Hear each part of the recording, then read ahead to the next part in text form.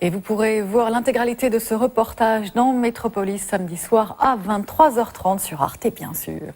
Le maire de Cadaqués, où Salvador Dali elle avait l'habitude de se rendre, ne souhaitait pas voir s'implanter un musée Dali. Aussi, le peintre chercha-t-il un autre lieu qu'il trouva finalement pas très loin, à Figueras, la plus grande ville de la région. Dali obtint l'autorisation de créer son musée dans un ancien théâtre détruit en partie par un incendie.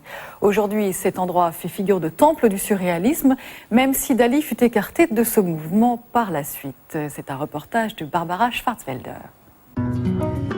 Nous ouvrons ce soir une série sur la Slovénie, ex-république soviétique, membre depuis peu de l'Union européenne.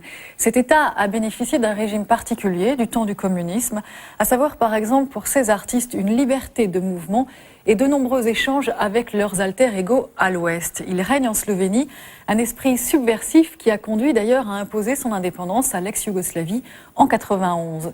Ce sens de la contestation, le dessinateur Thomas Lavric l'incarne à lui tout seul. Rencontre. Les États communistes ont intégralement subventionné les secteurs culturels. Ce système perdure en Slovénie où 95% des budgets de la culture sont attribués aux institutions comme le théâtre et l'opéra. La danseuse étoile Sanja Persin commande pour vous la visite guidée du Théâtre national de Ljubljana, la capitale.